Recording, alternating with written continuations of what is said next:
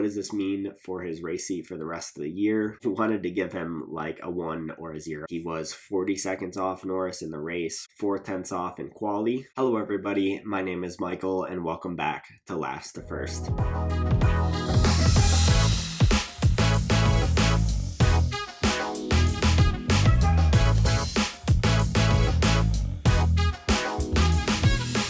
My driver ratings for the Singapore Grand Prix are here. Some of them were a bit tricky because we didn't see a lot of the drivers. The race was a little bit on the boring side, but there are still plenty of good things to talk about, plenty of good ratings, some bad ratings. So let's get into things now. Starting off with the Constructors' Championship leaders, Lando Norris, you've got to give a 10 out of 10. He nearly had a perfect weekend, nearly had a grand slam had he not lost the fastest lap on to Ricciardo. He had an outstanding quali. He led every lap, and he just significantly had more pace than everybody else. He was in a complete league of his own, and it didn't look like anybody else was ever going to be able to challenge him this weekend.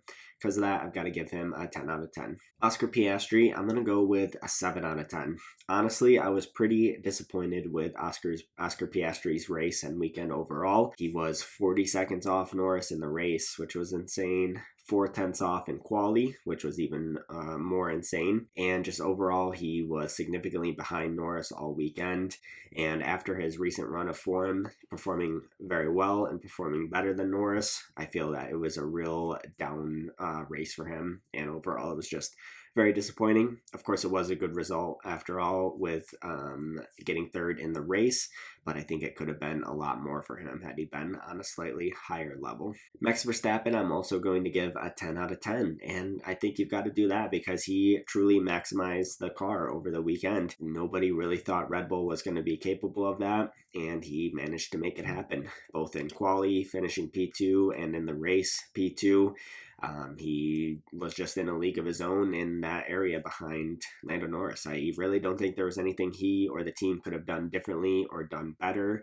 I don't think there's any chance of him realistically getting pole or especially the win. And I think he just completely maximized the package that he was given. Sergio Perez, I'm going to give a 6 out of 10 because it was a very disappointing race for him and a very disappointing weekend overall for him. He was knocked out of Q2, which was not good for him. I expected that would happen to at least one of the Red Bulls this weekend, but with the actual pace of the car, I think that was very disappointing after looking at everything in hindsight. He barely even scored 1 point at all. He was demolished by Verstappen on a track that he typically has excelled at, and he was just really nowhere after a promising weekend in Baku. What does this mean for his race seat for the rest of the year or for next year? I'm not sure. I think it probably just reaffirms to Red Bull the up and downs that you can get with Perez. Sometimes he'll be great, like at Baku, and then most times he has a pretty horrid weekend. Charles Leclerc, I'm going to give an 8 out of 10. Really, his qualifying messed up his race, but his race itself was pretty solid. He was arguably the second fastest car out there today behind Lando Norris, and it really would have just looked a completely different picture had qualifying gone better.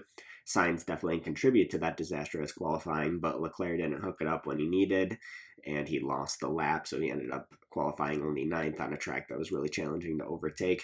Definitely would have been interesting for the race to see him up at the sharp end of the grid had he qualified better, but alas, he did not, so I'm going to give him an 8 out of 10. Carlos Sainz, I'm going to give a 7 out of 10, and realistically, I wanted to give him like a 1 or a 0 out of 10 because it was just a completely unacceptable mistake in qualifying. It was before his lap even started. He was just getting ready to start it, and it was just a mistake that should not be happening. It ruined his race. It ruined his teammates' race and qualifying, and it was just a stupid error that I just think is really unacceptable.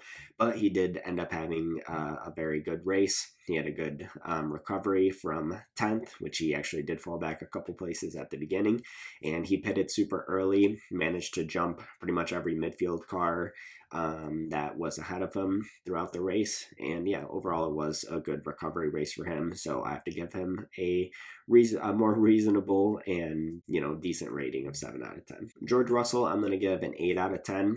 Despite him getting out qualified by Hamilton yesterday, he had a much better race than Hamilton this time out. Really, the car overall just wasn't there for Mercedes this weekend. They've been having significant struggles with the tires all weekend. I know they're talking about inconsistencies amongst the tires, but all the teams are dealing with the same things. And I think it's just the inconsistency within Mercedes and their understanding of the tires and their car that are really causing the problems. I don't think that Pirelli is doing something questionable necessarily. I think Mercedes is just not on top of the tires right now. Either way, it's causing them a lot of grief and causing them to have some struggles. I think it was a good race because really there was no chance of him defending from Piastri. That McLaren is just a rocket ship and was just significantly faster than Mercedes. So I don't fault him for not being able to get a podium. I think it was a positive that he was able to defend from Leclerc, though, which I didn't think was going to be possible the way Leclerc was catching him. Lewis Hamilton, I'm going to give a 7 out of 10. He finally got back to better ways in qualifying, but then he was outshone by Russell in the race. He did have an absolutely terrible strategy. I don't know what Mercedes was thinking, putting them on the softs. It just never seemed to make too much sense. But even on the same tire, Russell was just much quicker than him in the race. And overall, he just didn't quite have that same level of comfortability that he had in qualifying yesterday. Fernando Alonso, I'm going to give a 9 out of 10. Once again, just like at the Azerbaijan Grand Prix, he really just maximized what the car was capable of at the moment.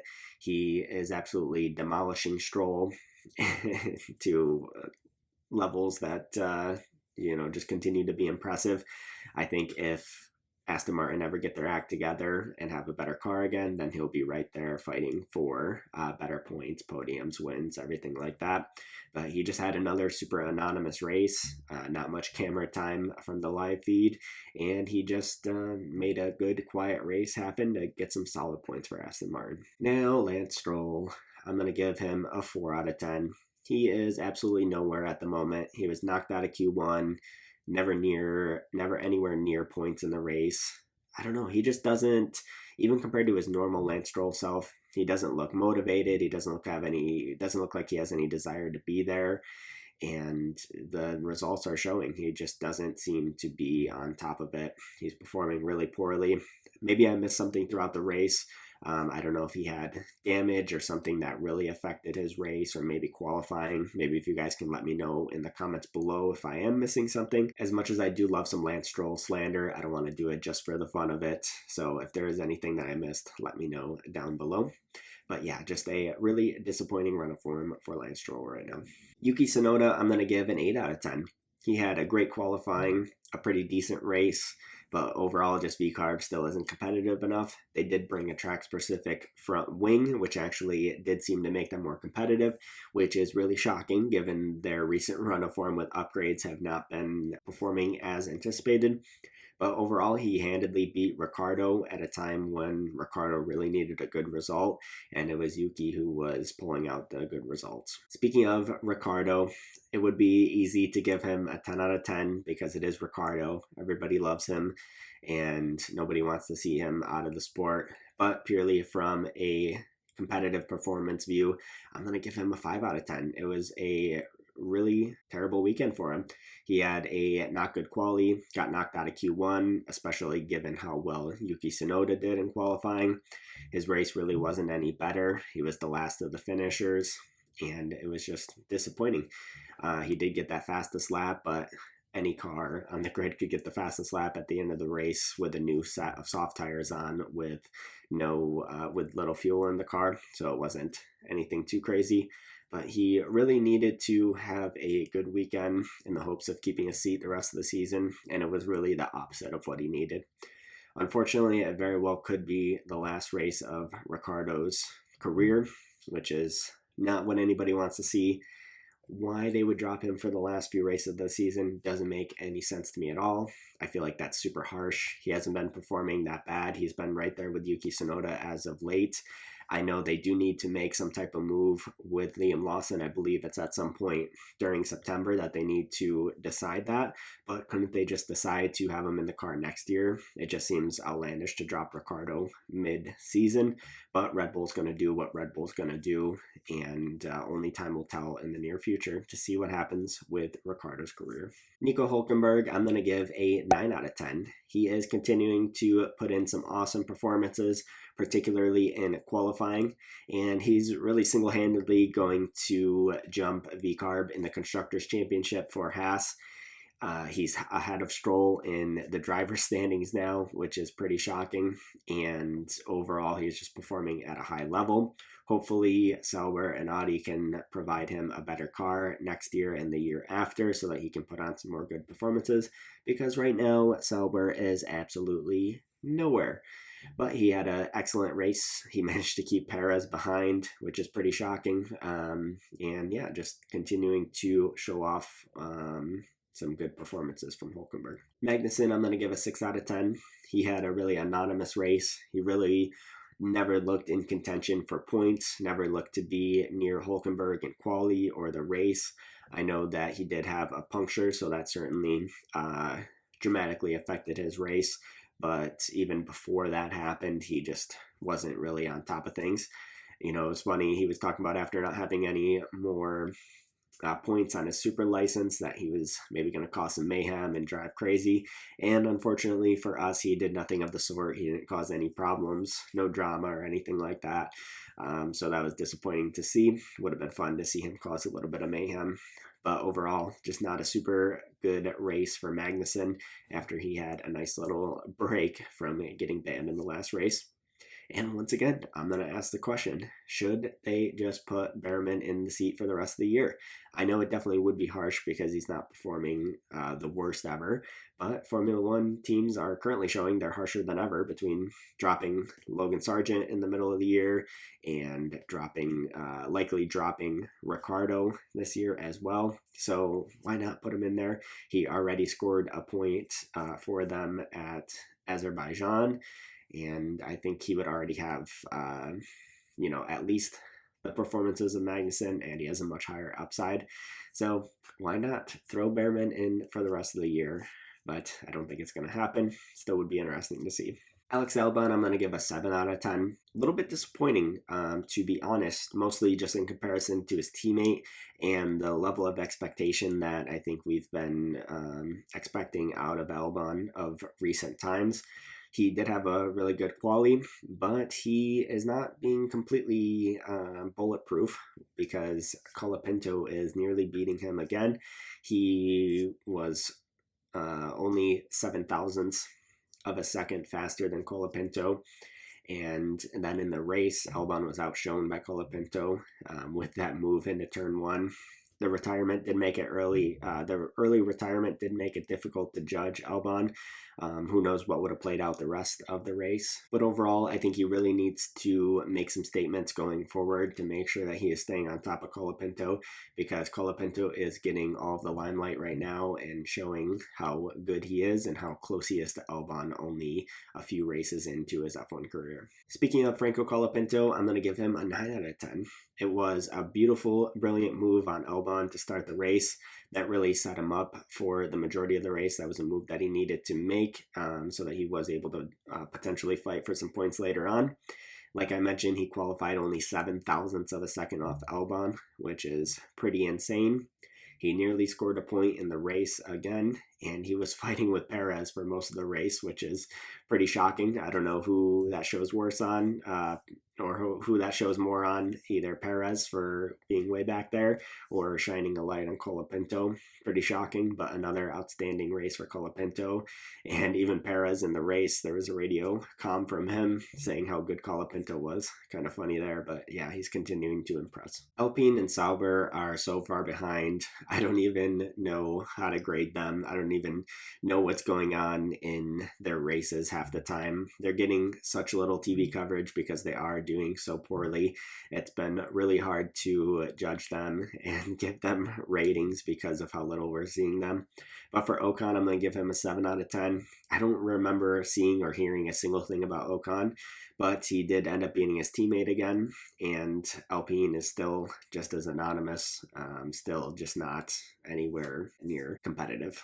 Gasly, I'm going to give a 6.5 out of 10. Once again, he was beaten by his teammate. He was second to last. Didn't see much of his race going on. It's got to be tough to stay driven and stay focused and stay motivated for Gasly, because he is staying in that seat for next year as well, and he knows how poor the car is doing right now. So that's definitely tough for him.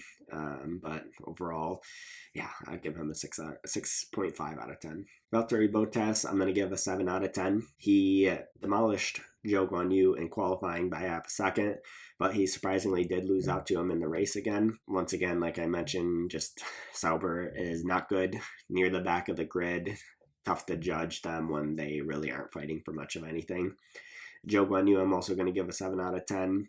He, like I mentioned, demolished in quali, beat Bottas. Yeah, I just feel for both drivers. There's not much either of them can do right now. It is looking more and more likely that Bottas is going to be able to keep a seat, so I guess that's good for him. But Zhou Guanyu is almost certainly going to be out of F1 for this year, or for next year. So these will be the last few races for Zhou Guanyu. Overall, Sauber just need to get their act together. If they are becoming Audi in just a couple of years, it's pretty shocking to see the performance of them right now. So those are my driver ratings for the Singapore Grand Prix. Some outstanding drives and some not so outstanding drives throughout the field. It is so unfortunate that we have such a long break in this weird fall gap before the next race and before the last few races of the season. But alas, it's what we must deal with, and I will certainly look even more forward to the coming races. Have no fear, I will certainly still be bringing content throughout the next few weeks in preparation for the next race. I'm sure we'll get some news on the Sauber seat, and I'm sure we'll get some news on Ricciardo, so stay tuned for some of that to come out my way.